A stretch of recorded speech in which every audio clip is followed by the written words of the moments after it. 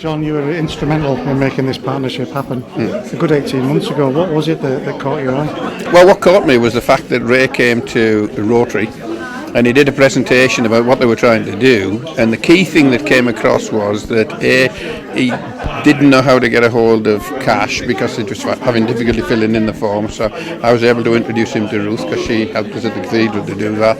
And at the same time I then got in touch with the media down at yourselves at Brunton Park, told them what they were doing, and the two things just came together, you know.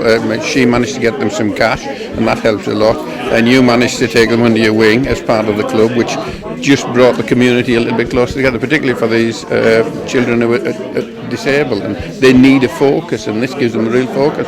When you go from that first conversation 18 months ago to this tonight, it feels like a sense of achievement, doesn't it? Well, it does really, and it started off with sitting listening for 15 or 20 minutes, and at the end of it I got up, and Ray used to work for me at Pirelli. So I got up and said to Ray, listen, if you've got a problem, I think I know somebody that can help you. And that was as simple as that. And he said, I really need some help. And that's where it took off from. So I never really expected this. This is way beyond my expectations. But you know what? I can see the sort of pleasure it's giving people. So I think that's great. And now the club has an official wheelchair football team. Also, importantly, the Community Sports Trust. Yeah. They've stepped in. They're helping even more. Yeah, the Community Sports Trust are ready to go and help a little bit more. And so I think Ruth and John Halpin's going to be able to progress that. We hope so, anyways. And so it fits in as well with the Community Trust that are chair for the Football League. And so that gives us this whole sort of rounded thing. We've got everybody involved that we wanted to get involved. So it's one of those things, I suppose, if you look back in 18 months, I never thought it would really happen, but it has, and it's good. And finally, John, the biggest smile on the face, that's going to be watching the boys playing football later tonight. Yeah, exactly. And for me, that's what it's all about at the end of the day. It's just watching them get that enjoyment, because for them, this is something that they look forward to.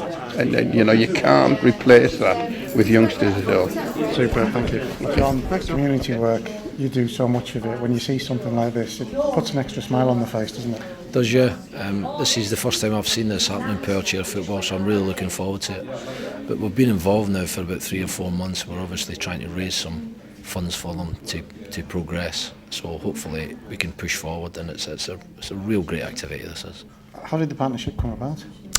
I actually spoke to John Nixon about 3 or 4 months ago regarding it, and just out the blue there was a pot of money came up from the Wembley Fund, it's called, for disability football. So we've put a bid into that to hopefully push this forward and push the Powerchair football along. And it's probably something that people don't appreciate, the amount of expense in actually just buying one power chair.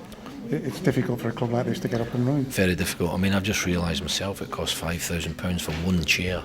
So that's the amount of money you're talking about, that's the sort of fine, and so hopefully we can push it along a little bit and give them some support. And in terms of your outreach programme, this takes you into a completely new area. Absolutely, we've never done anything like this before, so this is a new one for us. So I'm looking forward to see how it works and hopefully support them in some way, whichever way we can support them, and support Ray and all the troops that are there. Hopefully we can push it along and push it forward for them. I know you've put a lot of work into doing the request for the additional funding. There's been a lot of work done to get here. I suppose a launch like this, that's when everything starts to come together. Yeah, you can see a picture now. I mean, before it was just myself and Ruth talking about what we should put in the bid to send it away. It's only an expression of interest, and there'll be a lot of competition for it. But now that you see it happen, you realise what you're trying to get the money for, and it's very worthwhile. So as player appearances, I know the lads like getting out in the community. This is a really special one. Yeah, I think it's a really special one for disabled people playing football.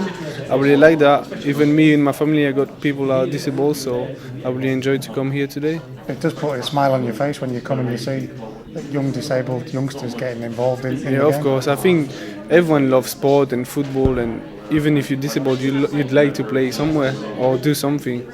And in terms of player appearances, I know in yourself you do like to get out there and meet all kinds of people. Me, I like that. I like share with people. I like meet new people. It's always good.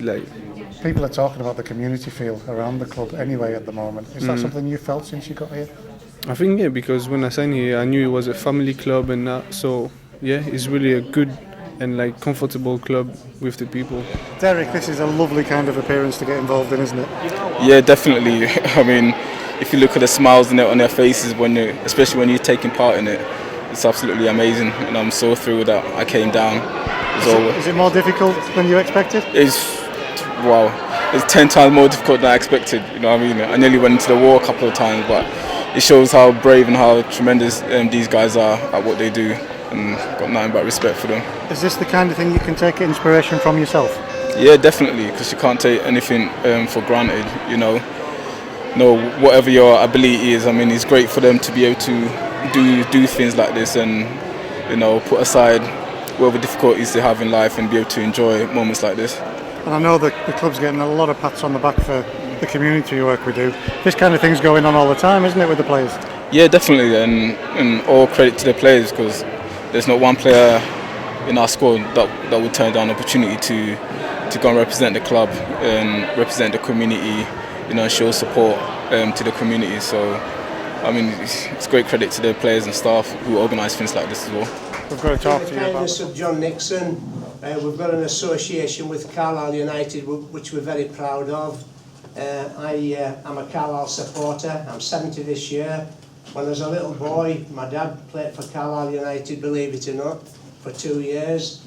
My grandson's a football nut, and we're the only professional club in Cumbria, and we're really proud and thankful for John for allowing us to become Powerchair Football Club for Carlisle United. Thanks, John.